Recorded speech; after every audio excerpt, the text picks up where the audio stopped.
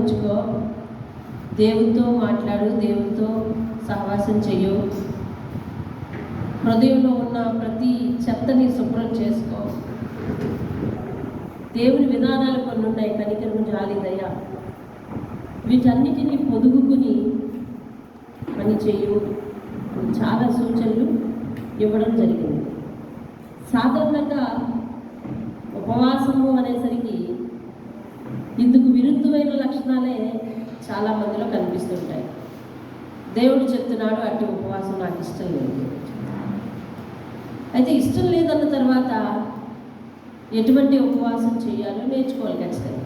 నాకు ఆ విధానం ఇష్టం లేదు అని అన్నప్పుడు, దేవుడు నీ ప్రవర్తనను చూసి నాకు ఇష్టం లేదు అన్నప్పుడు వెంటనే మనము కరెక్ట్ చేసుకోవడానికి సిద్ధపడిపోవాలి.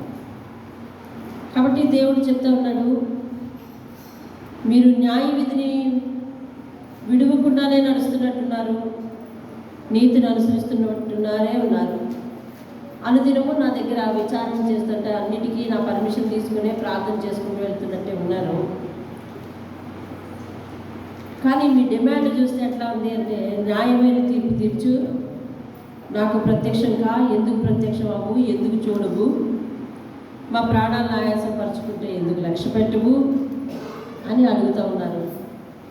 కానీ మీ ఉపవాస విధానం నాకు నచ్చలేదు.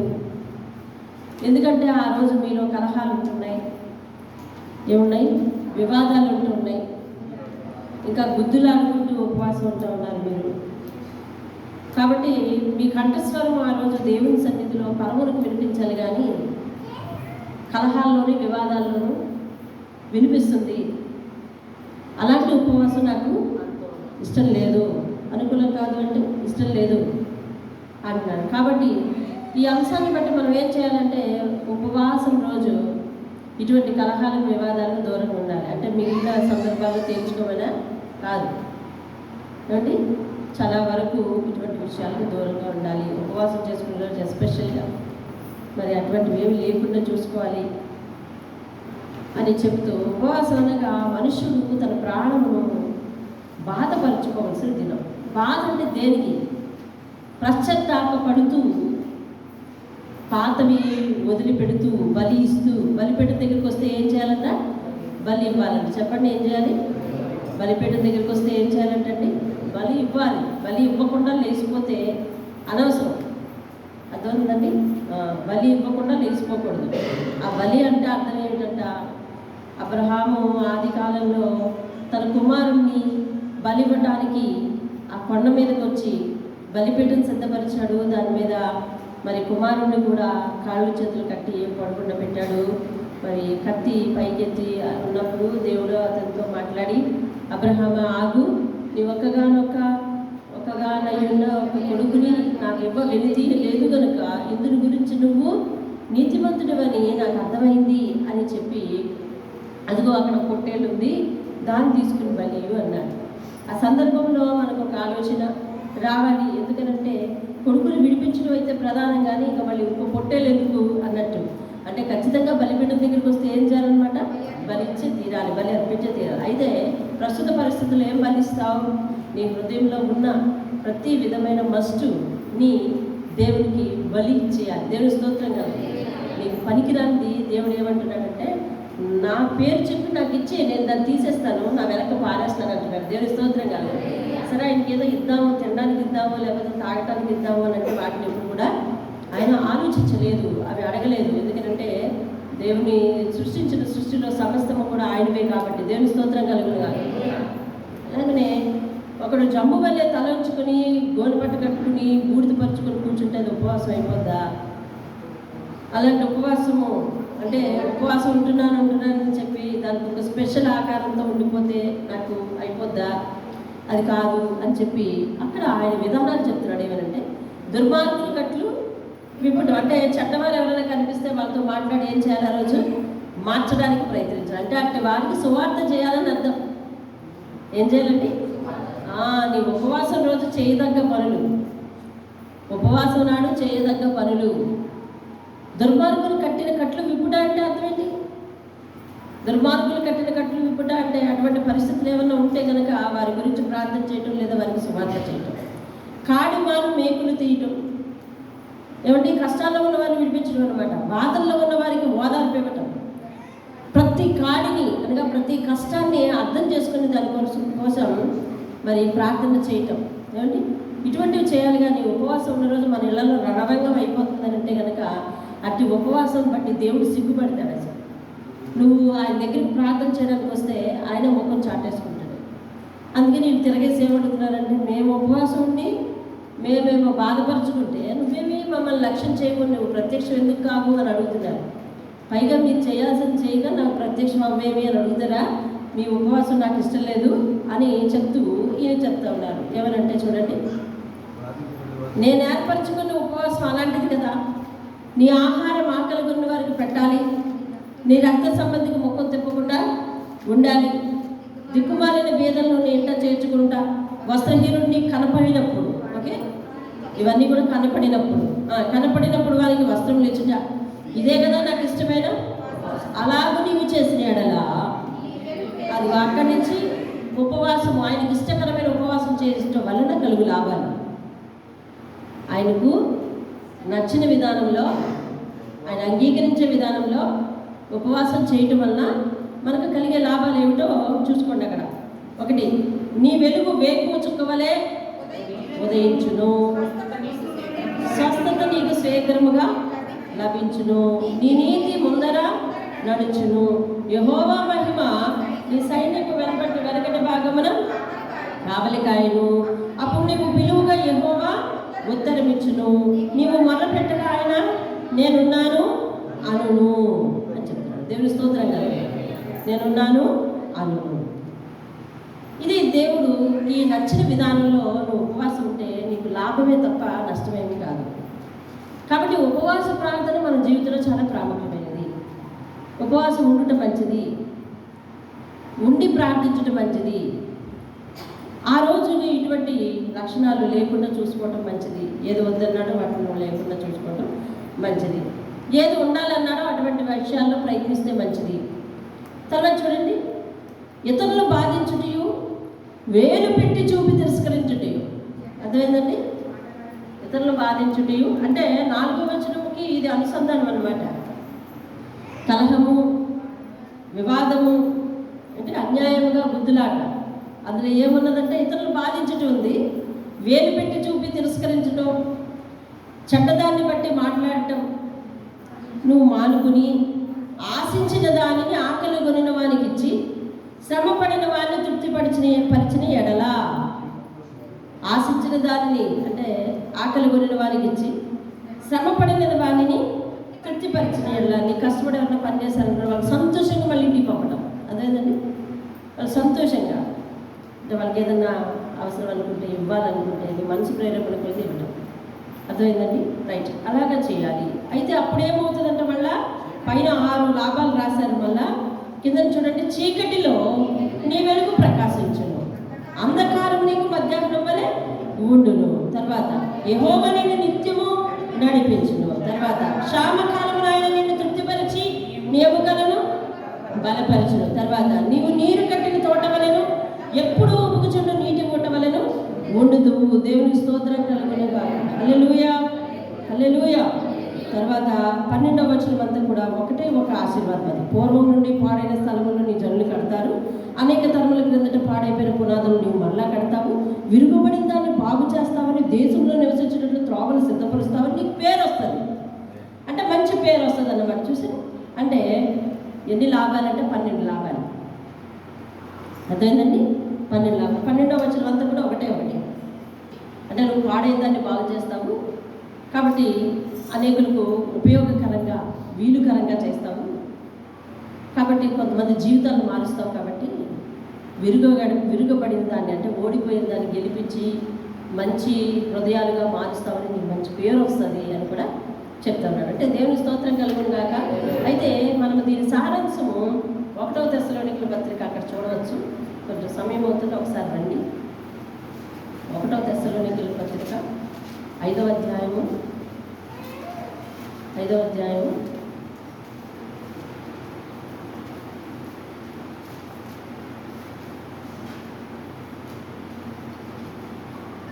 12వ వచనాన్ని నేను చదువుతున్నాను చూడండి. 12వ వచనం. మరియు సహోదరులారా, కనిపించింది కదా, 187 పేజీ. మరియు సహోదరులారా, మీలో ప్రయాసపడుచు ప్రభువునందు మీకు పైవారై ఉండి మీకు బుద్ధి చెప్పువారు. ఎవరు వాళ్ళు? సేవకులు. మీకు పైవారై ఉండి మీకు బుద్ధి చెప్పువారిని మన్నన చేసి. అలాగే సంఘంలో పెద్దవారు ఉంటారు.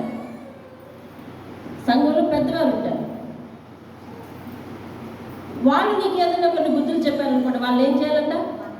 మన్నన చేయాలి. అలాగే నువ్వు చాలా చిన్నదాని అనుకో, నీకంటే పెద్దవాళ్ళు చాలామంది ఉంటారు. ఎవరైనా ఏదైనా సందర్భంలో నీకు ఏదైనా చెప్తే వాళ్ళు ఏం చేయాలంటే నువ్వు మన్నన చేయాలి. వారి పనిని బట్టి వారిని ప్రేమతో మిక్కిలి ఘనముగా ఎంచాలి అని కోరుచున్నాను. మరియు ఒకరితో ఒకడు ఎలా ఉండాలండి అంటే ఏమిటో, ఎవరిని పలకరించకుండా పోవాలదా? ఒక బలిపీఠానికి ఒక నమస్కారం పరిసి వెళ్ళిపోవాలదా? కాదు. మీకు అన్నిటికీ అర్థం తెలుసు, చదువుకున్నారు కదా. చూడండి, మరి ఒకరితో ఒకడు సమాధానంగా ఉండండి. సహోదరులారా, మేము మీకు బోధించినది ఏమనగా, అక్రమముగా, అంటే ఈ అక్రమం అనే పదం పెద్ద అర్థంలో నుంచి చూడొచ్చు, చిన్న అర్థంలో నుంచి కూడా చూడొచ్చు. అక్రమము అంటే మరి చిన్న అర్థంలో చూస్తే అర్థం ఏంటంటే క్రమము లేకుండా నడవటం. అర్థమైందండి? అక్రమముగా నడుచుకుని వారికి బుద్ధి చెప్పుడి. టైంకి రాకపోవడం అక్రమం, ఒప్పుకుంటారా? టైంకి రాకపోవడం అక్రమం, రెగ్యులర్గా రాకపోవడం అక్రమం, విశ్రాంతి దినాన్ని పాటించుకోవడం అక్రమం. ఏమండి? తర్వాత మరి సంఘంలో దొరుకుతున్న వాక్యాన్ని తిరస్కరించుకోవటం అక్రమం. ఏమండి? సన్నిధిలో ఇతరులను ఒకరినొకరు గౌరవించుకోకపోవటం అక్రమం. ఇతరులకు ఛాన్స్ ఇవ్వకుండా ప్రతిదానికి వివాదానికి దిగటం. ఏమండి? సపోజ్ ఆ ప్లేసు రోజు మడి కూర్చుంటుంది, నిన్నేమో దీవెన కూర్చుంది, అవునా? మడి ఏమో వెనక్కి వెళ్ళింది. ఇప్పుడు ఏం చేయాలన్నా, ఎన్ని రోజుల నుంచి కూర్చుంటున్నాను నేను అక్కడ, ఇప్పుడు వచ్చి మళ్ళీ ముందు కూర్చుంటున్నా. ప్రతిదానికి వివాదం. అలా లేదు నిన్న కదా, ఉందా? లేదు. ప్రతిదానికి ఏంటి అన్నట్టు, మీరే ముందు అన్నట్టు ఉండాలి. అదేనండి. ఉన్నది ఒకే 8 మంది సేవకులు కూటమాట. కానీ 8 మంది. ఆ 8 మందిలో ఆ రోజు నాన్నగారు అందరూ మేము అన్నీ పంచుతున్నాం. ఏంటో గొడుగులు ఏర్పడుతున్నాయి. ఏంటమ్మా అని చూడండి, లైన్లో రమ్మంటే నన్ను తోసుకుని వచ్చేసింది. 100 మంది ఉన్నారా, ఇంకా ఆయన ముందు పంపిస్తే ఏమైంది? చూడు ఒకసారి పక్కన నిలబడి అందరూ తీసుకుని చూడు ఎంత ఆనందంగా ఉంటుందో. అందరూ తీసుకుని చూడు, మీరు వెళ్ళండి, నేను తీసుకుంటాను, తర్వాత తీసుకుంటాను అంటూ ఉండు. ఆనందంగా ఉంటుంది. కావాలని పోరాడితే ఆనందం ఉండదు. అర్థమైందా? కాబట్టి అక్రమముగా నడుచుకునే వారికి ఏం చెప్పాలంట? బుద్ధి చెప్పాలి. అలాగే లైన్లో వెళ్ళటం, లైన్లో రావటం, అన్నింటినీ కూడా చాలా మితంగా చూడటం, గౌరవంగా చూడటం, సన్నిధిలో ప్రతి వస్తువు నాదని ఎంచి చాలా జాగ్రత్త పరచడం, ఇట్లాంటివన్నీ కూడా క్రమం. ధైర్యము చెందిన వారిని ధైర్యపరచండి, బలహీనులకు ఓతివ్వండి, అందరి వల్ల దీర్ఘశాంతం గలవారై ఉండండి. అందరి వల్ల అందరూ అంటే అందులో నీకు నచ్చిన వారు ఉన్నారు, నచ్చిన వారు ఉన్నారు. ఏ విషయంలో నచ్చలేదు పక్కన పెట్టు, కానీ సరే ఓపిక, దీర్ఘశాంతం వహించాలంట. దేవుని స్తోత్రంగా ఉంటుందా? నేర్చుకోవాలి. ఇప్పటి వరకు లేకపోతే నీకైనా నాకైనా లేకపోతే ఏం చేయాలంటే, ఇప్పుడు వాక్యం కనిపించింది కాబట్టి ఏం చేయాలంటే కరెక్షన్ చేసుకోవాలి. కరెక్షన్ చేసుకోలేదు అని అంటే అనేది నిన్న చెప్పారు, 3 రకాల హృదయాలు. హృదయము ఏమై ఉండాలంటే కఠినమైన అయి ఉండాలి, లేదా క్రొవ్వినదైన అయి ఉండాలి, లేదా చెవి మూసుకొని చెవిటి పామైన అయి ఉండాలి. చూడండి, మన చెవులు అలా అవ్వద్దు, మనకు అలాంటి పేర్లు వద్దు. కాబట్టి ప్రతి వాక్యము కూడా సేవకులకు, సంఘ సభ్యులకు, అందరికీ కూడా. కాబట్టి అందరూ కూడా నేర్చుకోవాలి. నేనే చెప్తాను, మీరే ఆలకించాలి, మీరే అనుసరించాలి అని అడగటానికి వీలు. మాదిరికరమైన జీవితం ఇటు వాళ్ళకి ఉండాలి, వినదాన్ని అనుసరించే లక్షణం అటు వాళ్ళకి ఉండాలి. రైట్. అక్రమంగా నడుచుకునే వారికి బుద్ధి చెప్పి ధైర్యం చెడిన వారిని ధైర్యపరచుడి, బలహీనలకు ఓత ఇవ్వండి, అందరి ఏళ్ల దీర్ఘశాంతం గల వారిని ఎవరినో కీడులకు ప్రతి కీడు ఎవరికైనా చేయకుండా చూసుకోండి. మీరు ఒకరి ఏళ్ళ ఒకరు, మనుషులందరి ఏళ్ళ ఒకడు, మనుషులందరి ఏళ్ళను ఎల్లప్పుడూ మేలైన దాన్ని అనుసరించి నడుచుకోండి. మేలైనదే అర్థమైందండి. ఒకవేళ నీకు తప్పుగా ఉన్న అర్థమైనా మేలైనట్టుగా పోనీలే దేవుడే చూసుకుంటాడు అంటూ నువ్వు నడవాలి. మేలైన దాన్ని అనుసరించాలి. ఎల్లప్పుడూ సంతోషంగా ఉండండి, ఎడతెగక ప్రార్థన చేయండి. ఏమంటున్నాడు? ఎడతెగక ప్రార్థన చేయండి. ప్రతి విషయం అందులో కృతజ్ఞతాస్తుతులు చెల్లించండి. ప్రతి విషయం అంటే అందులో మంచి ఉంది, చెడు ఉంది, బాధ ఉంది, సంతోషపడింది. దేవునికి స్తోత్రం అంటే ఉంటే కొంచెం హృదయం బాధ దిగుతాడు. దేవునికి స్తోత్రం. అర్థమైందండి. బాధపరిచే సన్నివేశాలు కూడా ఉన్నాయి కదా. ఆ హృదయం పిండేస్తూ ఉంటే నిన్న సమయంలో ఏమైపు కంగారు హృదయం పిండేస్తూ ఉంటే ఏం చేయడం? దేవునికి స్తోత్రం. హల్లెలూయా అంటే భారం దిగుతుంటుంది. దేవునికి స్తోత్రం. హల్లెలూయా. భారము ఆయన మీద బదలైపోతూ ఉంటుంది. దేవునికి స్తోత్రం కలుగుతుంది. రైట్. ప్రతి విషయంలో కృతజ్ఞతాస్తుతులు చెల్లించండి. ఇలాగూ చేయుట, మీరే చదవాలి. ఇలాగూ చేయుట యేసుక్రీస్తునందు మీ విషయంలో ఎవరి చిత్తమో. అయితే ఇప్పుడు ఉపవాస విధానంలో ఆయన చెప్పిన విషయాలలో ఇవి అవి కోయిన్సైడ్ అయ్యాయి కదా, ఇవి అవి ఒకే పోలికలో ఉన్నాయి కదా. అంటే ఉపవాసం చేసేటప్పుడు దేవుని చిత్తాన్ని నెరవేర్చాలన్నమాట. ఉపవాసం చేసేటప్పుడు ఏం చేయాలి? దేవుని చిత్తాన్ని నెరవేర్చాలి. దేవునికి ఇష్టమైనవి చేయాలి. దేవుని చిత్తాన్ని నెరవేర్చాలి. దేవుని స్తోత్రం కలుగుతుంది. ఇక్కడే ఉండేలాగా ఉన్నాం. పదండి ముందుకు వెళ్ళిపోదాం. అట్లనే విశ్రాంతి దినాన్ని ఎట్లా పాటించాలంట?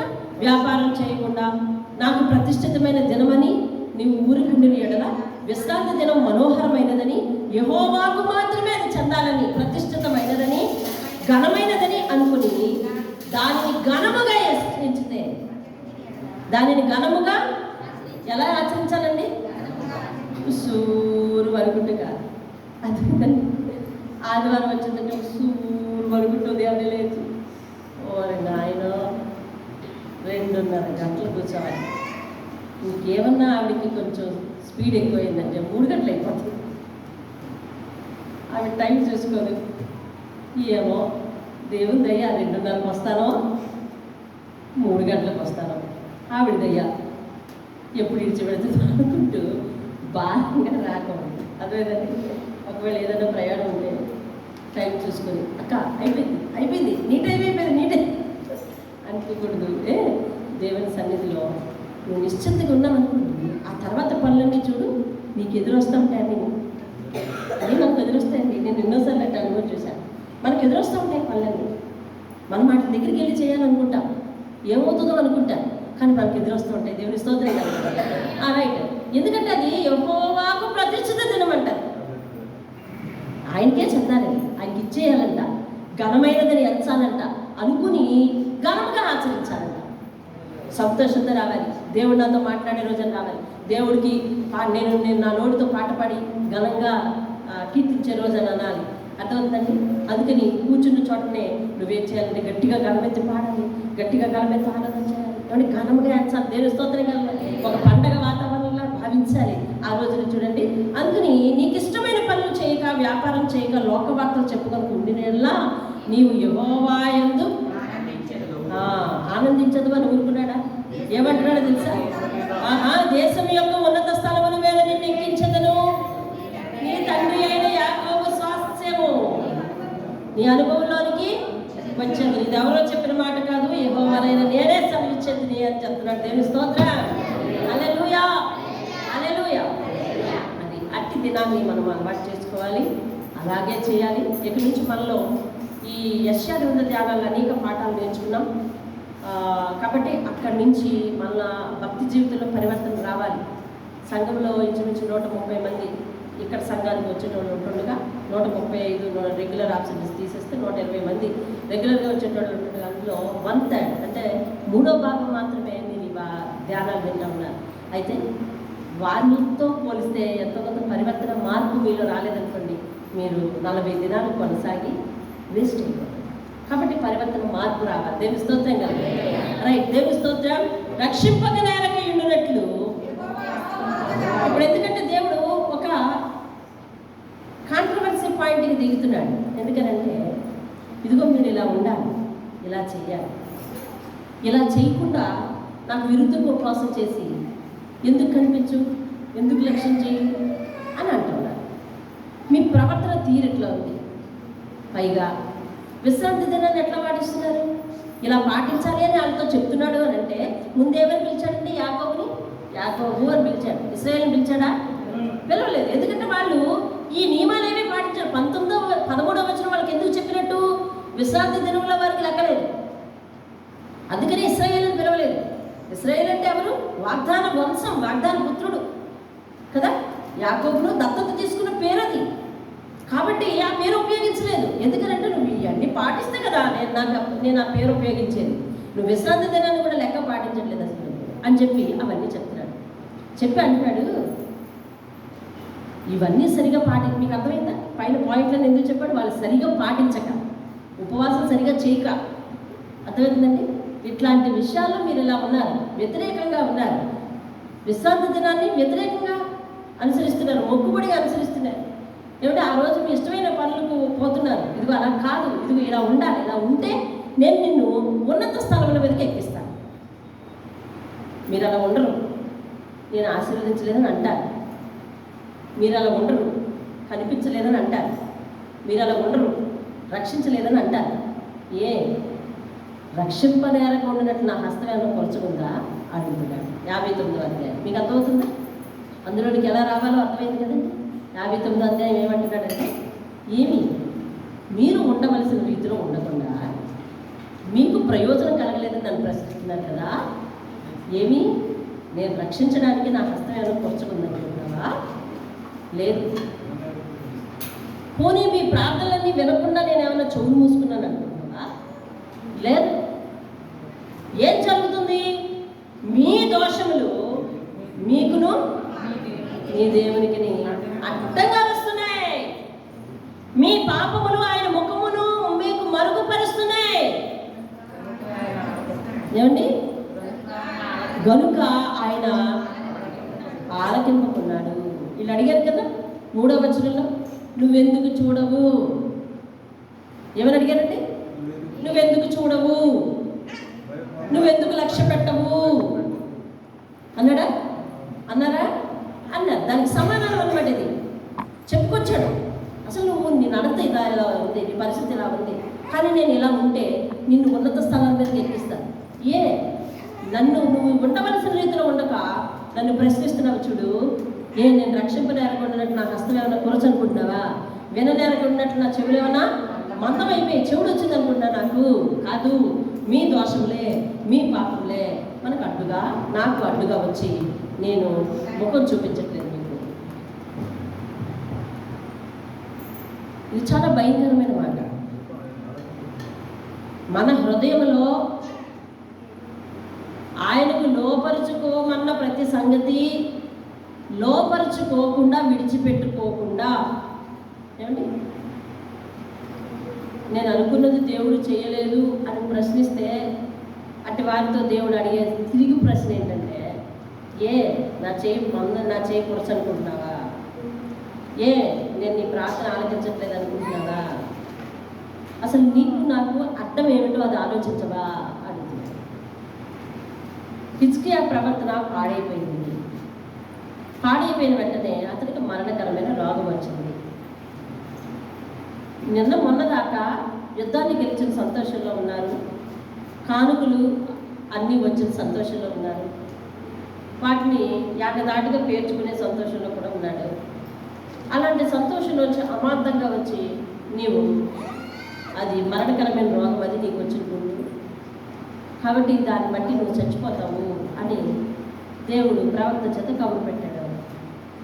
అప్పుడు వెంటనే హిజ్కియాకి ఉలిక్కుపాటు వచ్చి వెంటనే ఎక్కడదక్కడ వదిలిపెట్టి గోడ వైపు తిరిగి ప్రార్థన చేశారు. అక్కడ గోడ తట్టు తిరిగి అని రాసి ఉంది ఖచ్చితంగా. అండి తిరిగి ప్రార్థన చేసి అడుగుతున్నాడు. అప్పుడు ఏమని అడుగుతున్నాడు? అయ్యా, నేను నీ సన్నిధిలో ఎట్లాగా యథార్థంగా ప్రవర్తించుకున్నాను, జ్ఞాపకం చేసుకో, నీ దృష్టికి అనుకూలంగా ఎట్లా ప్రవర్తించానో జ్ఞాపకం చేసుకో అని అంటాడు. ముందు ఎటువైపు తిరిగాడు? ఎటువైపు తిరిగాడంటే గోడ తట్టు తిరిగాడు. గోడ తట్టు తిరిగి కన్నీరు కార్చి ప్రార్థన చేస్తున్నాడు. ఏమండి? గోడ తట్టు తిరిగి కన్నీరు కార్చి ప్రార్థన చేస్తున్నాడు. ఆ గోడ అనగా ఏమిటి అంటే దేవునికి నీకు అడ్డంగా ఉన్న పరిస్థితి.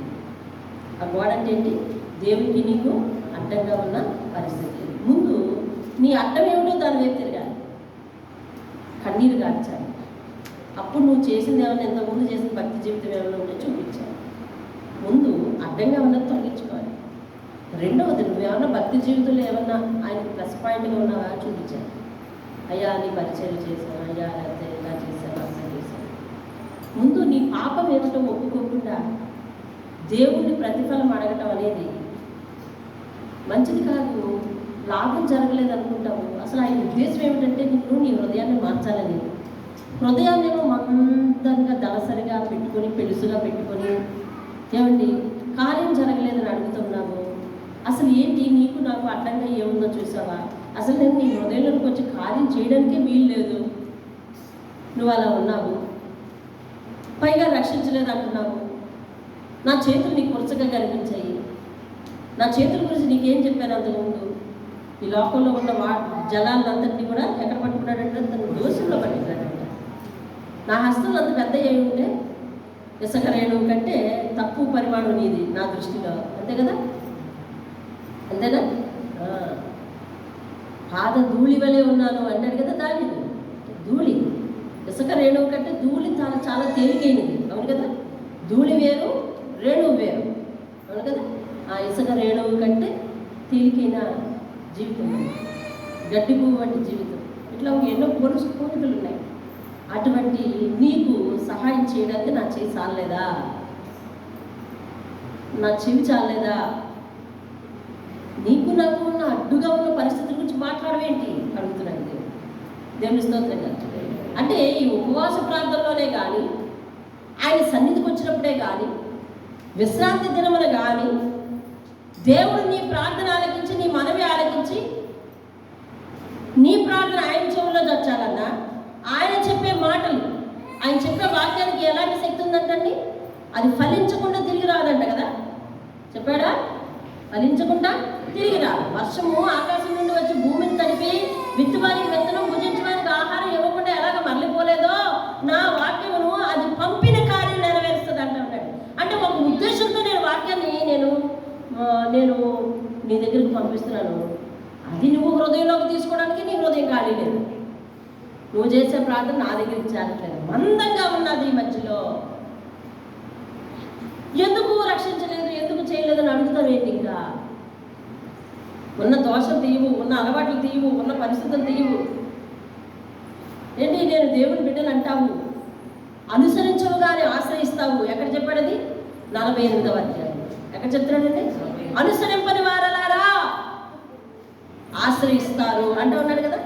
అనుసరణ లేదు కానీ ఆశ్రయిస్తున్నాను. అయినా నేను ఎందుకు ఊరుకున్నాను? ఇనుప నరం వంటి మెడ నీకు ఉంది, అయినా నేను ఎందుకు ఊరుకుంటున్నాను? ఇవన్నీ ఊరుకోవటం వల్ల నేను కూడా నివ్వంటి వాడినే అని అనుకుంటా ఉన్నాను అని ఒక రకంగా మనుషులు మాట్లాడుతున్నట్టుగా మాట్లాడుకుంటూ వచ్చి, నీకు నాకు మధ్య ఉన్న అడ్డం సంగతి ఏంటి అడుగుతున్నాడు ఈరోజు. దేవునికి స్తోత్రం. ఎన్ని ఆదివారాలు వచ్చినా, ఎన్ని బలమైన వాక్యాలు విన్నా, ఏమండి ఎంత ఖరీదైన సెల్ ఫోన్లో ఎన్ని రకాలైన సేవకుల మాటలు వినినా ప్రవర్తన అట్లానే ఉండడానికి గల కారణం ఏమిటంటే, అడ్డమైన గోడ తీయకపోతే ఎలాగ నీకు నాకు రాకపోకలు ఉండేవి,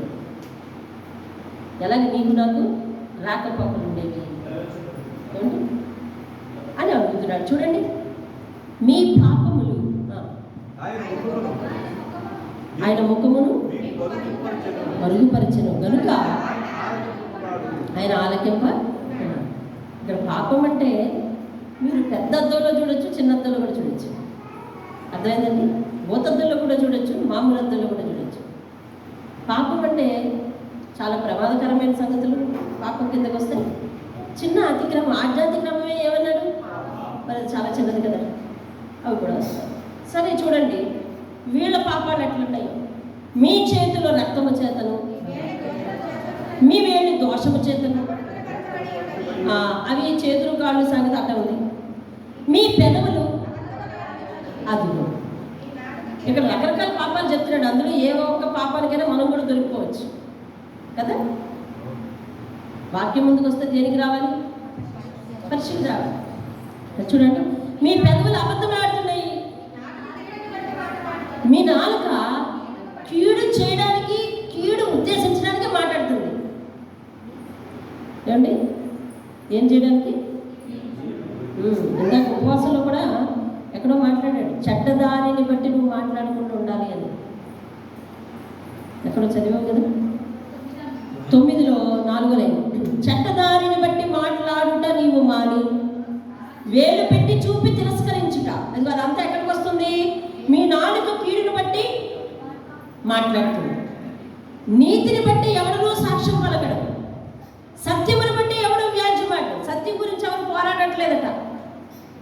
అదేంటండి, 10 మంది అందరూ కలిపి ఏం మాట్లాడితే అది కూడా అదే రైట్. 10 మంది అందరూ కలిపి ఏం మాట్లాడితే అదే రైట్. అదే నీకు తెలుసు కదా, ఎందుకలా మాట్లాడు? మనకి వాళ్ళందరూ మాట్లాడుతున్నారు, మనకి ఎందుకు? ఇంకోటి వచ్చేస్తే పోలే. ఏమండి, నిన్ను ప్రత్యేకంగా తీసుకెళ్ళి సాక్ష్యం చెప్పమన్నా వాళ్ళ వైపే సాక్ష్యం చెప్పొస్తాను. సత్యమును బట్టి ఎవ్వరూ పోరాడట్లేదట, నీతిని బట్టి ఎవరు కూడా సాక్ష్యం ఇవ్వట్లేదు. అందరూ వ్యర్థమైన దానిని నమ్ముకుని మోసపు మాటలు పలుకుతున్నారు. చెడుగును గర్భము ధరించి, చెడుగును గర్భం ధరించి పాపమును కమ్మినట్టు. చెడు గర్భంలో ఉంటే అంట పాపం బయటకు వస్తుందట. చెడు గర్భంలో ఉంటే ఏమొస్తుందంటే, యాకోబు రాసిన పత్రిక 1:15 కూడా అంటారు, పాపము పరిపక్వమై దురాశ గర్భము ధరించి పాపమును కలును, పాపము పరిపక్వమై చూడండి మరణాన్ని కలును. ఏదో ఉంటుంది చూడండి, దురాశ గర్భము ధరించి పాపము కలగా పాపము పరిపక్వం అయిపోయి ఏమండి మరణమును కలుగుతుంది. చూసారు, దురాశ ముందు గర్భంలో ఉంది, దాని వెనక పాపం బయటకు వచ్చింది, ఆ తర్వాత మరణమే తప్పదు. చూసావా? కాబట్టి మన గర్భంలోకి అనగా మన హృదయ గర్భంలోకి, ఎందులోకి? మన హృదయ గర్భం. గర్భం అంటే ఏమిటండి? మూసి ఉంచబడినది అని అర్థం. గర్భగుడి అంటాం. ముఖ్యమైనది మూసి ఉంచబడింది. అదేంటంటే అండి, ముఖ్యమైనది మూసి ఉంచబడింది, అది గుప్తమైనది అది. కాబట్టి ఈ హృదయం అనే గర్భస్థలంలో మనము చెడును ధరించకూడదు. చెడును ధరించకూడదు. ధరిస్తే ఏమవుతుందంట? మళ్ళీ పాపమును కంటామంటాం. ఏమండి? నీతిని బట్టి ఎవడును సాక్ష్యం పలకడు. నీతి అనగా ఎవరు? దేవుడు. నీతిని అనుసరించలేదు అని అంటున్నాడు. నీతి అనగా ఎవరు? దేవుడే. దేవుని స్తోత్రం. సాక్ష్యం చెప్పే ప్రతి ఒక్కరు కూడా ఒకవేళ చదువుకోలేని వాళ్ళకి తెలియకపోతే తెలియకపోవచ్చు, మీరు వాక్యాన్ని చదువుతున్నారు కాబట్టి సాక్ష్యం చెప్పే ప్రతి ఒక్కరు కూడా అందులో యేసును, దేవుణ్ణి, దేవుడు చేసే కార్యాలని, ఆ మహిమను బయట పెట్టేవారుగా ఉండాలి. అలాగే దేవుడు చేసిన కార్యం ఎప్పుడు బయటపడుతుంది అని అంటే, తేట తెల్లగా ఎప్పుడు బయటపడుతుంది అంటే, నీ నిజస్థితిని ఒప్పుకున్నట్టే. మన పాత స్థితిని ఒప్పుకుంటేనే దేవుడు ఎంత కార్యం చేశాడో ఇతరులకు కనపడుతుంది. అర్థమైందండి? ఇప్పుడు నువ్వు భయపడలేదు, నాకేం భయం లేదంటావు. భయపడ్డావు, నిజంగా నాకేం భయం లేదు, అసలు నేను భయపడలేదు, కానీ దేవుడి మీద ఆధారపడ్డాను అంటావు. అంటే అందులో దేవుడు చేసే కార్యం ఉంది, నీ భయం లేదా? ఎలాంటి వాళ్ళకైనా హృదయం భయం భ్రాంతులకు గురి అవుతుంది. నేను చాలా భయపడ్డాను, కానీ దేవుడు నా భయాన్ని అభయానికి మార్చి నాకు సంతోషాన్ని ఇచ్చడం చెప్పు. దేవుడు చేసిన కార్యం భయపడ్డాను. భయానికే నేను భయాన్ని అంటే బాగుంటుందా? ఇక దేవుడు మహిమపరచబడి దేవుడు, నేను భయానికే భయాన్ని అంటే ఇంకెందుకు నీకు దేవుడు, నువ్వే దేవుడు అంటా నేనైతే. కాబట్టి దేవుని స్థానంలో మనం ఉంచుకోకూడదు. దేవుని స్థానంలో మనల్ని ఉంచుకోండి. అదేంటంటే దేవుడికే సమస్త మహిమ ఘనత ప్రభావం దగ్గర చూడాలి. హల్లెలూయా. అందులో ప్రార్థన చేసిన గుంపులు జ్ఞాపకం చేసుకోవచ్చు, సహాయం చేసిన వారిని జ్ఞాపకం చేసుకోవచ్చు. మీరందరినీ దేవుడు ఏర్పాటు చేశాడని చెప్పాలి. దేవుని స్తోత్రం కదా. హల్లెలూయా. మీరందరినీ దేవుడు ఏర్పాటు చేశాడని చెప్పాలి. తర్వాత చూడండి 5వ వచనం. వారు మిడునాగుల గుడ్లను పొదుగుదురు, సాలిపురుగు వల నేయుదురు, ఆ గుడ్లు తినేవాడు చచ్చును, వాటిలో ఒకదానిని ఎవడైనా తొక్కిన విషసర్పము. ఏమంటే మిడునాగుల గుడ్లను ఎవరు పొదగాలి? మిడునాగులే పొదగాలి. అర్థమైందా? జాగ్రత్తగా వాక్యాన్ని అర్థం చేసుకోండి. ఉన్నారు మిడునాగుల గుడ్లను ఎవరు పొదగాలి? మరి ఆలుగుడ్లు వీలు పొదగడం ఎందుకు? సాలిపట్టు దాన్ని కూడా నేర్చుకోవడం కదా. వీళ్ళు ఏం చేస్తారట? వెళ్ళినేస్తారు వీళ్ళు. అంటే ఎదటి వాడి జీవితంలో ఏలెట్టడం అంటారు. అర్థమైందా? ఎదటి వాడి జీవితంలో ఏలెట్టడం. వాళ్ళు చేసే పనిని మనమే చేయడం. వాళ్ళకి ఉపయోగం లేదు, నీకు ఉపయోగం లేకుండా బయటికి రావడం. చూడు 6వ వచనం. వారి పట్టు అంటే వారి దగ్గర ఏమన్నా ఖరీదైనవి ఉన్నా, లేదా వాళ్ళకి నైపుణ్యం ఉన్నా, చేతి పని ఉన్నా, వారి ఆలోచన ఉన్నా, ఏదైనా దాన్ని పట్టుతో పోల్చాడు. అంటే పట్టు లాంటి మేనస్ ఉన్నా, పట్టు లాంటి పనితనం ఉన్నా, పట్టు లాంటి నైపుణ్యం ఉన్నా ఏంటంట అది ఎందుకు పనికిరాదు? ఎందుకంటే నువ్వు నీ బతుకు నువ్వు చూసుకోవట్లేదు. ఎదుటివాడి బతుకులో ఏముంది? వాళ్ళది ఏదో నీ సొంతమని చూస్తా ఉంటే ఎందుకు? వాళ్ళ కుటుంబం వాళ్ళ చూసుకుంటారు. అదేంటండి, వాళ్ళ కాపురంలో ఏలు పెట్టేసి మనమే వాళ్ళందరినీ ఏదో సరిదిద్దేద్దాం, ఏదో చేసేద్దాం అని చెప్పేసేసి ఇంక అక్కడి నుంచి లేనిపోయిన సంబంధాలు అంటగట్టించుకుని రావడం తప్ప పనికిరాదు దేనికి. చేతనైతే ప్రార్థన చేయి, ఏది వారి బాధల గురించి తెలిస్తే. అంతేగాని వాళ్ళ గురించి నువ్వు పోదగడం ఏంటి అసలు? అంటే వాళ్ళ విషయాలు నీకు ఎందుకు? వాళ్ళ విషయాలు బయటపడితే ఇంక అక్కడి నుంచి ఇక్కడ ఈ విషయాన్ని చాలా జాగ్రత్తగా పరిగణనలోకి తీసుకోవాలి మనం. అదేంటండి, ఇంక అక్కడి నుంచి ఎక్కడున్నావు అంటే మరి వాళ్ళ గుడ్లు పొదుగుతున్నావు అంటారు. ఎవరి జీవితం కనిపించకపోయినా అంటే వాళ్ళ జీవితం ఏలెడుతున్నావు అని అంటారు. ఎందుకు నీకు అది? అదవుతుంది. ఎవరి కుటుంబ విషయం వాళ్ళదే. అయితే ఒకరింటిలో ఏదైనా విషయం తెలిస్తే కనుక దాన్ని బట్టి మనం ఏం చేయాలి తెలుసా? ప్రార్థనే చేయాలి. అంతకు మించి వాళ్ళ పిల్లలు కనిపించినా, వీళ్ళ పిల్లలు కనిపించినా ఏమైంది? ఏమన్నా తెలిసిందా? ఏమి ఇటట్టు మనకు అనవసరం. నీకు దేవుని మీద నమ్మకం లేదా? పలానా విషయం నీకు తెలుసుకోవాలని అనిపిస్తే దేవా నాకు తెలియచేయు, నాకు అవసరం అనుకుంటా. లేకపోతే లేదు అల్లేవా. ఇంత వాక్యం చదివి ఆ ఇంట్లో ఏం జరుగుతుంది అని పొరపాటు చేసుకున్నావు అనుకో, వాళ్ళ గుడ్లు ఆడి పొదుకుంటారు, నీకెందుకు? అర్థమైందా? మనకో సంసారం ఉంది, మనకో బిడ్డలు ఉన్నారు, మనకో ఇల్లు ఉంది. దాని మీదకి మంచి తీర్పు ఉండాలి. ఎలా ఉండాలి? దాని మీదకి మంచి తీర్పు ఉండాలి. వాక్యాలను వినకపోతే సెండ్ చేయండి. మంచి తీర్పు ఉండాలి దాని మీదకి. అంతే. చాలా జాగ్రత్తగా మాట్లాడాలి.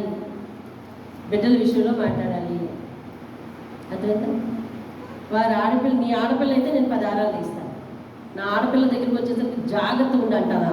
బాగుంది, న్యాయమైన ఉందా? లేదు. నీ చుట్టూ కంచె వేసేవాడు దేవుడు ఉన్నాడు. నీ విషయాలు ఆయనకు అప్పగించుకో. ఇతరుల గురించి ఏదన్నా చిన్న పొగలాంటిది ఏమన్నా తెలిసిందనుకో, అయ్యా వారి వీధిని పడద్దయ్యా అని ప్రార్థన చేయు. మొట్టమొదట వారి జీవితాలు అల్లకొల్లను అవ్వద్దయ్యా అని ప్రార్థన చేయు. ఇలా నువ్వు ప్రార్థన చేస్తున్నావని 10 మందిని చెప్పకో. అంతే కదా? నీకు ఆ విషయం తెలుసో తెలీదో, నిన్నటి నుంచి నేను పలానా వాళ్ళ కోసం ప్రార్థన చేస్తాను, వాళ్ళ కుటుంబం బాగుండాలని, వాళ్ళు చల్లచెదరేమి. ఏమైంది ఏమైంది ఏమైందంటావేంటి? నేను చెప్పకనే చెప్పే ప్రచారం. అన్ని విషయాల్లో చాలా జాగ్రత్త ఉండాల్సింది. సంఘం ప్రతి ఒక్కరి మర్యాద మన మర్యాదగా భావించాలి. ప్రతి ఒక్కరి ఇంటి పరిస్థితి మన ఇంటి పరిస్థితిలో భావించాలి. అవసరమైతే నా భాషలో చెప్తా, వారి చెప్పుల్లో కాళ్ళు పెడితే వారి కళ్ళజోడు వేసుకుంటే ఎట్లా కనిపిస్తుందో, ఎట్లా బాధపడుతున్నాడో, వారి హృదయం తగిలించుకుంటే ఎట్లా బాధపడుతున్నారో ఒకసారి తగిలించుకొని ఊహించి చూడాలి. అమ్మో, సెట్ అయిపోతాం. అర్థమవుతుందా? వాళ్ళ హృదయాన్ని ఒకసారి తగిలించుకో, వాళ్ళ కళ్ళజోడు పెట్టుకో, వాళ్ళ చెప్పులు తొడుచుకో, అప్పుడు తెలుస్తుంది. అంతేగాని వాళ్ళు కనిపించకపోతే వీళ్ళని అడగటం, వీళ్ళు కనిపించకపోతే వాళ్ళని అడగటం. అంటే ఇప్పుడు వీళ్ళందరూ కాదు, వాళ్ళ పక్కింటికి వెళ్తే అసలు ఇన్ఫర్మేషన్ దొరికిపోతుంది. అందుకని అక్కడికి వెళ్ళిపోయి నానా రకాలైన సిట్టింగ్ చేయడం, అదే పక్కోళ్ళ గుడ్లు నువ్వు పొదగడం అంటే. అర్థమవుతుంది? పక్కోళ్ళ గుడ్లు పొదగడం అంటే అదే. అర్థమైందా? ఇలాంటి కడుపు నొప్పులు ఏమైనా ఉంటే దేవుని సన్నిధిలో తగ్గించుకోవాలి. అందరూ కూడా ఏంటి, ఇది చాలా మంచి పద్ధతి. అయ్యా వద్దయ్యా, ఒక కుటుంబం కూలిపోవద్దయ్యా, ఒక కుటుంబం వీధులు పడద్దయ్యా, అయ్యో అందులోనూ నిన్ను నమ్మిన కుటుంబం వీధులు పడితే నీకే అవమానమయ్యా. మనశ్శేన యోషియా అంట ఆ దేశానికి ఏదో కీడు జరగబోతుందని తెలుసు. అయ్యో నా ప్రజలారా, మీ అందరికి ఇటు కీడు జరగబోతుందా అని అక్కడికక్కడే వస్త్రాలు చెప్పుకొని నేలను కూర్చుంటే ఏడ్చి ప్రార్థన చేశాడట. ఏడ్చి ప్రార్థన చేశాడట. తగ్గించుకుని వస్త్రాలు చెప్పుకొని. ఎంతకీ ఎవరి మీద కీడది? దేశం మీద, ప్రజల మీద కీడట. అయ్యో నాకెందుకో ఈ వాక్యాన్ని చదివిన తర్వాత నా మనసు ఇంత భారం అయిపోయింది, చాలా బాధగా ఉంది. ఈ ప్రాంతం మీదకి ఇలాంటి వార్త, ఇలాంటి చెడు కీడు కలుగుతుందా? నాకేంటో ఇది అర్థం కావట్లేదు. ఎందుకైనా మంచిది, మన ప్రాంతంలో ముందా అనే ప్రవక్త ఉంది, స్త్రీ ప్రవక్త. ఆమె దగ్గరికి వెళ్ళి ఒకసారి చదివి దీని అర్థం ఏంటో పట్టుకొని రా బాబు అని దుఃఖంతోనే ఇచ్చాడు పుస్తకం. బంటు ఎవరవని ఉండి తీసుకెళ్ళాడు ఆమె దగ్గరికి. అయ్యా అమ్మా, మా రాజు ఇట్లా ఏడుస్తున్నాడు, నిజమేనా మా ప్రాంతం మీదకి ఇట్లాంటి ఉగ్రత వస్తుందా? మా రాజు ఇట్లా బుక్కు తెరిచి ఈ గ్రంథం తెరిచి చదివేసరికి ఇట్లాంటి కీడు వస్తుందని రాసింది, నిజమేనా అమ్మా? మా రాజు ఏడుస్తున్నాడమ్మా అని అడిగితే ఆమె ఏం చెప్పిందో తెలుసా? ఖచ్చితంగా ఇది వస్తుంది, కానీ మీ రాజుతో చెప్పు, యెహోవా చెప్పమన్నమాట. ఎవరు చెప్పమన్నమాట అంట? ఈమె ముందు చెప్పింది ఏంటి? పుస్తకంలో చదివి చెప్పింది అంతే. తర్వాత ఏం చెప్తుంది? యెహోవా చెప్పమన్న మాట చెప్పు. ఏం చెప్పమంటావమ్మా?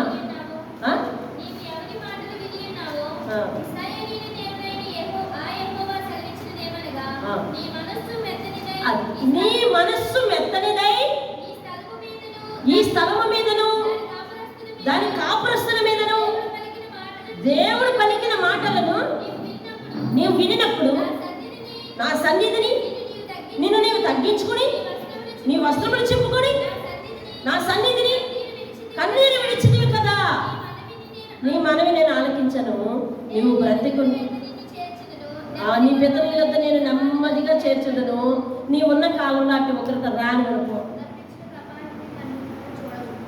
నేను రప్పించే అపాయంలో కన్నులతో చూడను. నీ కాలంలో నేను రానే ఉన్న నీ మనసుకు తగ్గిన తీర్పిస్తున్నాను ఏషియా, బాధపడతాయి. ఎవరి గొప్పైనా కూలిపోతుందని మనకు తెలిసినప్పుడు ఏం చేద్దాం సార్? వెంటనే కన్నీరు కార్చి ప్రార్థన చేస్తే అప్పుడు దేవుడు ఇలాంటి వార్త పంపిస్తాడని నాకు అనిపిస్తుంది. ఏమనంటే, వాళ్ళ వార్త విని నువ్వు కన్నీరు పెట్టుకున్నావు కదా, నీ బిడ్డల విషయంలో నేను అటువంటి ఉగ్రత రానివ్వను అంటాడు. హల్లెలూయా. వాక్యాలను ఎందుకు రాశాడు తెలుసా? నువ్వు వర్తింప చేసుకోవడానికి, వర్తించుకుని నీ అసలు వర్తన అనగా ప్రవర్తన మార్చుకోవడానికి చేశాడండి. తెలుస్తాను. హల్లెలూయా. అంతేగాని ఎటువంటి నువ్వెందుకు పొదగడం అంటే ఉన్నాడు. సరే ముందుకు వెళ్దాం. చూడండి, అటువంటి వారి వల్ల ఏమి లాభం ఉండదండి అసలు. ఎందుకంటే వారి క్రియలన్నీ పాప క్రియలే అని చెప్తా ఉన్నాడు. దేవుని స్తోత్రం కలుగునుగా. రైట్, 7వ వచనం. వారి కాళ్ళు పాపం చేయి పరిగెత్తున్నాయి, నిరపరాధం చప్పుడుకు త్వరపడుతున్నాయి. వారి తలంపులు పాప హేతుకమైన తలంపులు, పాడును నాశనం వారి త్రోవలు ఉన్నాయి. శాంత వర్తనమును వారు అడుగురు. శాంతంగా ఉండడం వాళ్ళకి రాదండి. కదిపితే కందిరి గట్రా చూసావా? అట్లా ఉంటుంది. శాంతవర్తనలు కాదంట. ఎందుకని? 57వ అధ్యాయము 21వ వచనం చదువు. 20వ వచనం 57 అక్కడే కదులుచున్న వీకామ్ అని అంటే అది ఉండదు కదా, ఉంటుందా? గంట సేపు నిలబడినా 24 గంటలు నిలబడినా అది కాము ఉంటుందా? ఉండదు.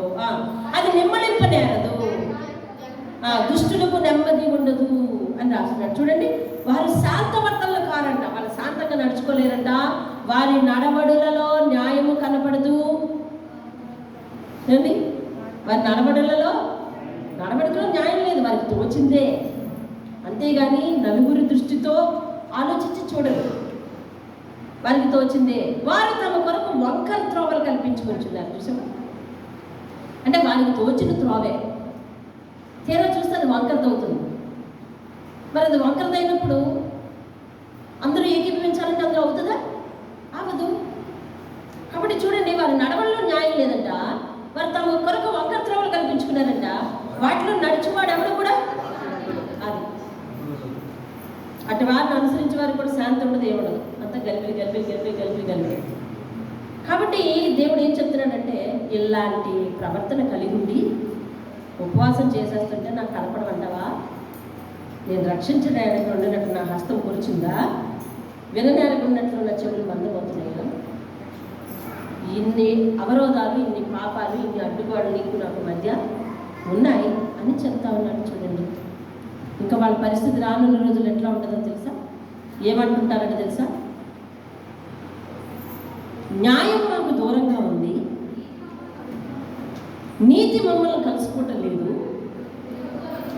వెలుగు కొరకు కనపడుతున్నాం కానీ ఏంటో మాకంతా చెందితే, ప్రకాశం కొరకు ఎదురు చూస్తున్నాం కానీ అంధకారంలోనే నడుస్తున్నాం. గోడ కొరకు అంటే ఆధారం కొరకు గుడ్డివారి వల్లే తడులాడుతున్నాం, కన్నులు లేని వారి వల్లే తడులాడుతున్నాం. సంధ్య చీకటి అందువల్లనే మధ్యాహ్నకాలం కూడా జారిపడిపోతున్నాం. బాగుగా బ్రతుకుచున్న వారిలో నుండి చచ్చిన వారి వల్ల ఉన్నాం. బాగా బ్రతుకుచున్నట్టే ఉందంట, ఇంకంతే. వాళ్ళదే, వాళ్ళ తీరు వాళ్ళదే, వాళ్ళ వక్రత్వం వాళ్ళదే అన్నట్టుగా ఉందంట. బ్రతుకు ఎందుకు సంతోషం లేదు. ఏమండి ఏమంటున్నాడు? వారి ప్రవర్తన చూసి దూరస్తులకు సమీపస్తులకు సమాధానాన్ని నేను ప్రకటిస్తాను అంటున్నాడు. ఎవరితోనూ సమాధానం లేకపోతే చూసి కిందనేమంటున్నాడు? అట్టి వారు నెమ్మదించరు, సముద్ర తరంగాల వలె ఉంటారు అంటున్నాడు. కాబట్టి వాళ్ళు ఏమనుకుంటారంట? న్యాయం మాకు దూరంగా ఉంది, నీతి మా దగ్గర రావట్లేదు. చూసారా, వాళ్ళు పెట్టే దేవుని మీద పెట్టే నిందలన్నీ చూస్తున్నారా అని చెబుతూ 11:3 లైన్, న్యాయం కొరకు కాచుచున్నాం కానీ, రక్షణ కొరకు కాచుచున్నాం కానీ అది మాకు దూరముగా ఉన్నాయి అని మేము చేసిన తిరుగుబాటు క్రియలు నీ ఎదుట విస్తరించి ఉన్నాయి, మా పాపములు మా మీద సాక్ష్యం కలుగుతున్నాయి అని అనుకునే ఒక రోజు వస్తుందని దాని గురించి మాట్లాడుతున్నాను. మా దోషములు మాకు తెలిసే ఉన్నాయి, తిరుగుబాటు చేయుటయు, యెహోవాను విసర్జించుటయు, మా దేవుని వెంబడింపక వెనుదీయుటయు, బాధాకరమైన మాటలు, విధికి వ్యతిరేక్తమైన మాటలు వచించుటయు. అర్థమైందా? 9వ వచనం 3వ లైన్ 58. 9వ వచనం 3వ లైన్ 58 అధ్యాయం.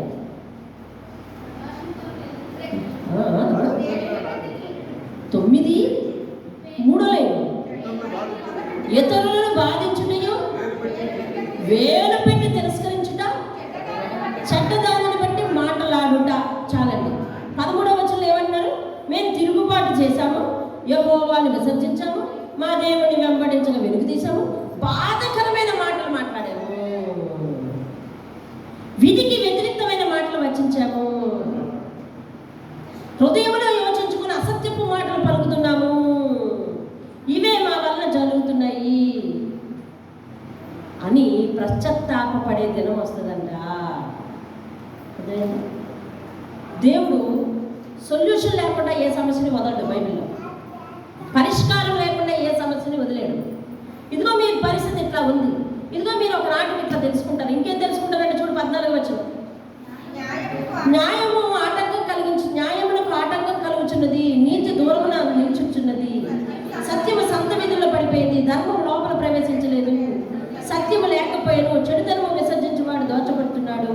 ఏమండి ఏమన్నా సరే 13వ అధ్యాయము 13వ వచనం లాస్ట్లో ఇవే మా వల్ల జరుగుతుంది, ఇవే మా వల్ల జరుగుతుంది, మేమందరినీ బాధ పెట్టాము, తిరస్కరించాము అని పశ్చాత్తాపడే రోజు ఒకటి వస్తుంది.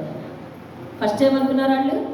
మేము బాగా ఉపవాసం చేస్తున్నాం అనుకున్నారు. 50 నుంచి 50 మేము బాగా ఉపవాసం చేస్తున్నాం అన్నారు. మాకు ఎందుకు కనిపించు అన్నారు. విశ్రాంతి దినాన్ని బాగా పాటిస్తున్నాం అనుకున్నారు. దేవుడు 2 ఆటల్లో లోపాలు చూపించి ఇట్టి లోపాలు కలిగి ఉండి నన్ను రక్షించలేదంటావే, నా చేతులు కొలుచావు, నా చెవులు మందవా, నీకు నాకు మధ్య గోడలు ఉన్నాయి అన్నాడు. ఏ గోడలు ఉన్నాయో అక్కడి నుంచి చెప్పుకొచ్చాడు. అదేంటి అలా అందులోనే నువ్వు కొనసాగితే ఇదిగో మీ పరిస్థితి ఇలా ఉంటుంది. మధ్యాహ్నం వేళ తడుపుకోవడానికి అన్నట్టు, అంటే అన్నీ ఉన్నా కానీ వెలుగున్నా కానీ సహాయం దొరకని పరిస్థితి వచ్చేస్తుంది. అప్పుడు నువ్వు ప్రశ్చాత్తాపడి 12వ వచనంలో అనుకుంటావు, మేము చేసిన తిరుగుబాటు క్రియలే మా ఎదుట విస్తరించిపోయాయి. ఏమండి 13వ వచనంలో ఎలా అనుకుంటావు, బాధాకరమైన మాటలు, విధికి వ్యతిరేకమైన మాటలు మాట్లాడాము, హృదయం యోచించుకుని అసత్య మాటలు పలికాము, ఇదే కదా మా వల్ల జరిగింది అని అనుకుంటా ఉంటాను. అప్పుడు 16వ వచనం చూడు, సంరక్షకుడు లేకపోకుండా ఆయన చూచెను, మధ్యవర్తి లేకుండా చూచి ఆశ్చర్యపడను, కాబట్టి ఆయన బాహువు ఆది. వీళ్ళ తడుపుకుంటారు కానీ వీళ్ళకి ఎవరు లేరంట, సంరక్షకుడు లేరు. ఎందుకని దేవుడు విడిచిపెట్టాడు, మధ్యవర్తి లేడు. అందుకని దేవుడు మళ్ళీ కనికరించి ఆయనే సహాయం చేయడానికి వచ్చాడు. అంటే ఎంతటి కఠినమైన హృదయాన్నైనా దేవుడు క్షమిస్తాడు. నీకు అర్థమవుతుందా? క్షమిస్తాడు అంటే మొండికి తిరిగిన వారికి బుద్ధి చెప్తాడు. 58 అధ్యాయం మొదట ఏమనుకున్నారు వాళ్ళు? మాకు ఎందుకు కనిపించుకోండి. మొండికి తిరిగిన వాళ్ళకి ఏం చెప్తున్నాడు? బుద్ధి చెప్తున్నాడు, క్రమం నేర్పుతున్నాడు. నేను రక్షించలేదని అంటావేంటని ప్రశ్నిస్తున్నాడు. మన లోపం ఏంటో చూపిస్తున్నాడు. తిరిగి దానివల్ల ఎలాంటి నష్టాలు వస్తాయో చెప్తున్నాడు. తర్వాత వాళ్ళు పశ్చాత్తాప పడేటట్టు చేస్తున్నాడు. పశ్చాత్తాప పడిన వెంటనే దేవుడు కనికరిస్తున్నాడు. అదే కనికరం అండి. 16వ వచనం చదవండి. 16వ వచనం చదవాలి. సంరక్షకుడు లేకపోవుట, మధ్యవర్తి లేకుండా, కాబట్టి ఆయన బాహువు సహాయము చేశాను. దేవుని స్తోత్రం కలుగును గాక. హల్లెలూయా, హల్లెలూయా. రైట్. 19వ వచనం చూడు. పడమటి దిక్కునున్న వారు యెహోవా నామమునకు భయపడుదురు, సూర్యోదయ దిక్కునున్న వారంటే తూర్పునున్న వారు కూడా ఆయన మహిమకు భయపడుదురు. యెహోవా పుట్టించి గాలికి కొట్టుకుని పోవు ప్రవాహ జలముల వలె ఆయన వస్తాడు. దేవుని స్తోత్రం కలుగును గాక. ఆఖరికి ఆయన చెప్తున్నాడు ఏంటంటే, సియోను యొద్దకు యాకోబులో తిరుగుబాటు చేయుట మాని మళ్ళు కొనిన వారి యొద్దకు. అర్థమైందా నీకు? ఇప్పుడు 58వ అధ్యాయం 3వ లైన్ చదవాలి. అర్థమైందా మీకు? యాకోబు ఇంటి వారికి వారి పాపమును తెలియజేయము అని దేవుడు మాట్లాడుకుంటూ వచ్చి ఇప్పుడు 20వ వచనం ఏమంటున్నాడు చదువు. సియోను యొద్దకును యాకోబులో తిరుగుబాటు చేయటం మానేసి, ఇప్పుడు వరకు చెప్పాడు కదా, వాళ్ళతో మాట్లాడాడు కదా, నీ పరిస్థితి ఇలా ఉంది, ఇదిగో నేను ఇలాగా ప్రతీకారం చేయాలి, మరి నీకు ఇలాంటి ప్రతిఫలం వస్తుంది, నువ్వు మానేయాలి అనేసి అని అన్న తర్వాత వాళ్ళు మళ్ళుకున్నారు కదా. మళ్ళుకున్న తర్వాత వాళ్ళకి ఎలాగున్నదంట, వాళ్ళు గోడ కొరకు గుడ్డివారి వల్లే తడుగులాడుతున్నట్టు, కన్నులు లేని వారి వల్లే ఉన్నట్టు, సంధ్య చీకటి వాళ్ళకి మధ్యాహ్నం అయినా కానీ కాలు జారిపోయినట్టుంది. ఏమండి బాగా బ్రతుకుతున్నామన్నట్టే ఉందంట, కానీ చచ్చిన వారి వల్లే ఉన్నారంట, సంతోషం లేకుండా ఉన్నారంట.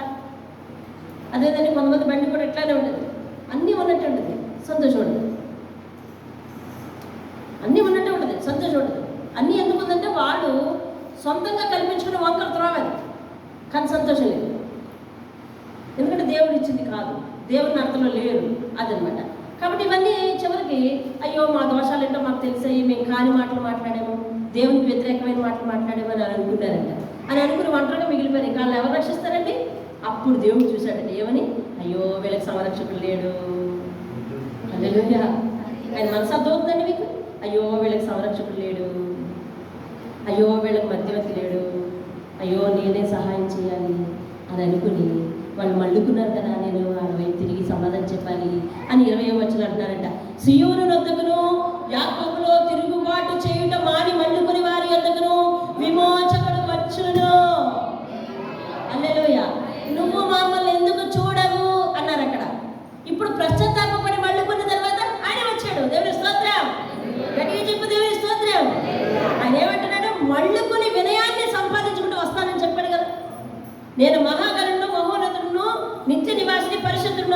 కూడా వినయము గలవారి యొద్దకును నలిగిన మనసు గలవారి యొద్దకును వారి హృదయాన్ని ఉజ్జీంపచేయుటకును వారి యొద్ద నివాసం చేస్తాను అని చెప్పాడు కదా.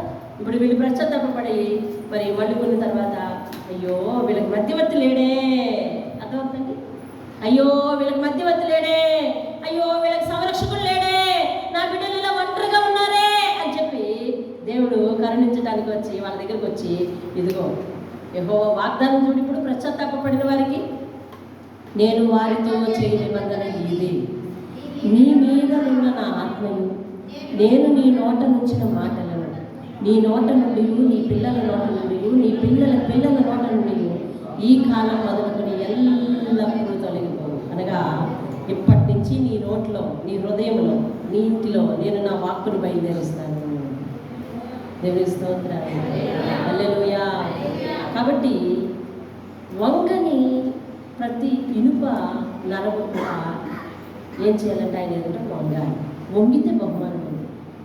చూడండి 59 ఎట్లా మొదలుపెట్టాడు, ఏ నా చేయి కొరచుకుందా అని మొదలుపెట్టి ఇప్పుడు అంటా ఉన్నాడు నీ పిల్లల పిల్లల్ని కూడా నేను చూసుకుంటా.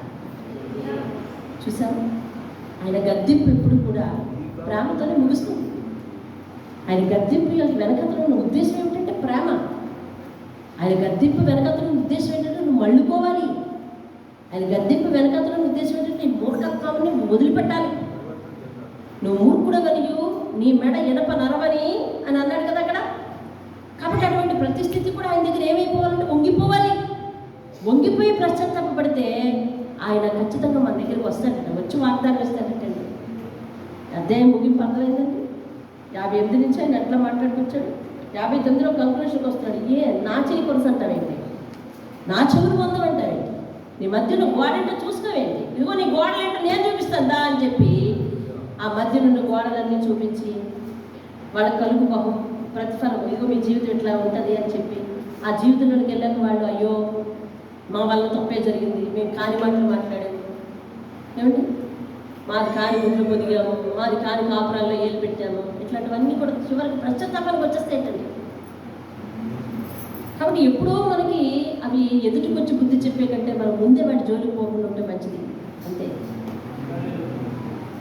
ఏమండి అవన్నీ అనుకున్న తర్వాత అయ్యో వీళ్ళ సంరక్షణ లేడని చెప్పి దేవుడు వచ్చి ఏం చేస్తాడండి, నీ మీద నా ఆత్మను ఉంచుతాను, నీ నోటను నా మాటలు ఉంచుతాను, ఇది మొదలుకొని నీ పిల్లల్ని కూడా ఎల్లప్పుడూ తొలగిపోకుండా ఉంటాయని యెహోవా సెలవిస్తున్నాడు. దేవుని స్తోత్రం, హల్లెలూయా. ఈరోజు ముత్యం లాంటి మాట అదే, నీ మీద ఉన్న నా ఆత్మ అంటే నీ మీద నా ఆత్మను పెడతాను, నీ నోట నుండి వచనము అంటే నీ నోట్లో నా మాటను పెడతాను, అది నీ నోట నుండి నీ పిల్లల నోట నుండి కూడా ఎప్పుడు కూడా తొలగించను. ఇదే యెహోవా సెలవిచ్చుచున్నాడు. దేవుని స్తోత్రం కదా. చెప్పండి, ఆయన మాటలు ఆయన మాట ప్రకారం జీవించి సమ్మతించి జీవిస్తే ఎంతో లాభం ఉంది. ఎదురు తిరిగి నాకు ఎందుకు ఇట్లా చేశావు అని అంటే కనుక ఆయన దగ్గర 1,00,000 కారణాలు ఉన్నాయి. ఆ కారణాలన్నీ ఆయన చూపించిన రోజు మనము ప్రతి దానికి కూడా అయ్యో నాదే తప్పు అనాలే తప్ప నా తప్పేం లేదని అనడానికి లేదు. ఎందుకంటే ఆయన ఎదుట ఏ ఒక్కరు కూడా నీతిమంతులు కాము. కాబట్టి ఆయన చేసిన ఏ తీర్పులను నువ్వు ఎందుకు ఇట్లా చేస్తావు అని అడగడానికి మనకెవరికి ధైర్యం చాలదు, ఏమండి. కాబట్టి మరి ఆయన దగ్గర లొంగుదాం, మొంగుదాం, వచ్చి నమస్కారం చేద్దాం, సాగిలి పడదాం, మోకరించని ప్రార్థించాం.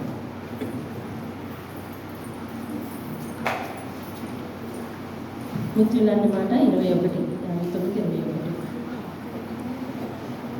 ప్రభువా, పశ్చాత్తాపడిన వారి విషయంలో చేస్తానన్న కీడు చేయక మాని ఆదరించి రక్షించే దేవుడా, కరుణావాత్సల్యములు కృపయు జాలియు దయయు దీర్ఘశాంతం కలిగినవాడా, నీ తట్టు తిరిగి పశ్చాత్తాపడి అడ్డుగోడలన్నీ తొలగించుకున్న వారి విషయంలో విమోచించేవాడుగా వచ్చి వాగ్దానం చేయువాడా అని స్తోత్రాలు. సంఘమును వాక్యం విషయంలో బలపరచండి. వాక్యమును అనగా నీ చిత్తమును నెరవేర్చే వారి జాబితాలో వర్తించండి. ఇదిగో ఇప్పుడు ఏ అంశం చెప్పి మమ్మల్ని ప్రశ్నించావో అలా మా జీవితాల్లో ఎన్నడూ ఉండకుండా కాచి కాపాడండి. మేము అందరితో సమాధానంగా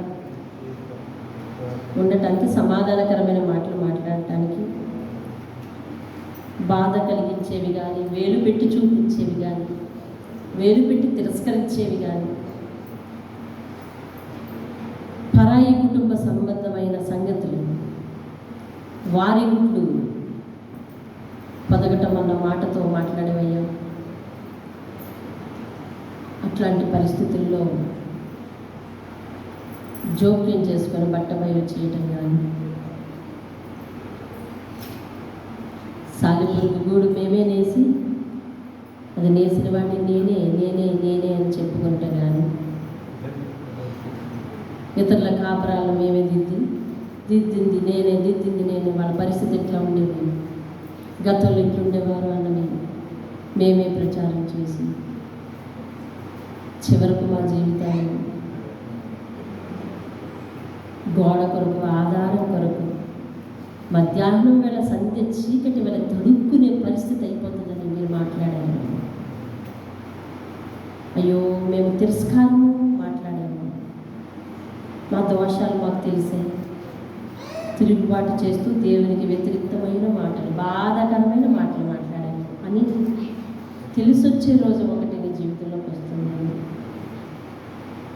అలా వచ్చిన తర్వాత పశ్చాత్తాపడిన వారి విషయంలో అయ్యో వారికి సంరక్షకుడు లేకపోయాడని, ఆదుకునేవాడు లేకపోయాడని నువ్వు దయదలిచి వారి దగ్గరికి నువ్వే వెళ్ళి వారి నోట, వారి హృదయంలోనూ, వారి పిల్లల హృదయంలోనూ నీ మాట అనగా ఒక చక్కని వాగ్దానాన్ని ఉంచి, అది నీ నోట నుండి, నీ పిల్లల నోట నుండి ఎన్నటికీ తొలగిపోవు, ఇదే యెహోవా నాకు నేను సెలవిచ్చిన మాటని శాశ్వతమైన వాగ్దానం చేస్తావని నీ ప్రేమ గల, జాలి గల హృదయం నాయన అర్థమయ్యేటట్టు మాతో మాట్లాడి నాయన ముగింపులో నేను నిన్ను మార్చడమే నా లక్ష్యం తప్ప శిక్షించడం నా లక్ష్యం కాదని చెప్తున్నావయ్యా. నీ ప్రేమపూర్వకమైన గద్దింపులు మేము లోబడుటకు సహాయం చేయండి. తండ్రి తాను ప్రేమించిన కుమారుణ్ణి శిక్షించును, జ్ఞానము గల కుమారుడు తండ్రి శిక్షకు గద్దింపునకు లోబడును. ఎన్నిసార్లు గద్దించినా లెక్క చేయని వాడు మరి తిరుగు లేకుండా హఠాత్తుగా నాశనమగును అని ఎన్నో ఎన్నో ఎన్నో వచనాలు వారు ఎరిగి ఉండి, మేము ఎరిగి ఉండి తిరస్కారంగా నడుచుకుంటే మధ్యాహ్నపు వేళ కూడా సంధ్య చీకటి లాంటి పరిస్థితి, బాగున్నాం అనుకుంటూనే, బాగుగా బ్రతుకుచున్నాం అనుకుంటూనే చచ్చిన వారి వల్ల ఉండే స్థితి మాకు వద్దయ్యా. ఈ మాటకు లోబడి స్థితి మాకు దయచేసి అందరి ఎడల గొప్ప కృప చూపించి, ఇట్టి వాక్యాలు ఎవరి చెవిన చేరలేదో వాళ్ళందరినీ కూడా కరుణించి, వారికంటే సమయాన్ని వెచ్చించి ప్రయాసపడి వచ్చిన వీరి జీవితాల్లో ఎంతో కొంత ప్రవర్తన మార్పు మీరు ఆశించినది కలగటానికి సహాయం చేయండి. అలాగే ఈ 1/3 భాగంలో జీవిత దినములన్నీ నిన్ను వెంబడించే వారు ఎంతమంది రాబోతున్నారు అయ్యా, వారు మిగిలిన వారిని కూడా పురిగొల్పి వారి జీవితంలో కూడా గొప్ప అలవాటును వారు, వారి కుటుంబం, వారి సహోదరులు సంక్రమింప చేసుకుని మీ దగ్గర నుంచి గొప్ప దీవెనల ఆశీర్వాదాలు పొందుకునుగాక. అట్టి కృప పరిశుద్ధాత్మను మనందరి మీద చూపించి మమ్మల్ని అందరినీ చేపట్టి నడిపించిన నాయన యేసు రక్షకుడైన అభిషక్తుడైన యేసు నామములో అడిగి వేడుకుంటున్నాను తండ్రి. ఆమేన్, ఆమేన్. యేసు రక్తమే జయించులో రక్తమే జయం. ప్రభు యేసు నామములో సంపూర్ణ విజయం కలుగునుగాక. అపవాది క్రియలకు అనంత నాశనం కలుగునుగాక. ఆమేన్. తండ్రి అయిన దేవుని ప్రేమ, కుమారుడైన యేసుక్రీస్తు వారి యొక్క కృప, పరిశుద్ధాత్మ అన్యోన్య సహవాసం సదా మనకు తోడై నడిపించునుగాక. ఆమేన్, ఆమేన్. అందరికీ దేవుని పెట్ట వందనాలు.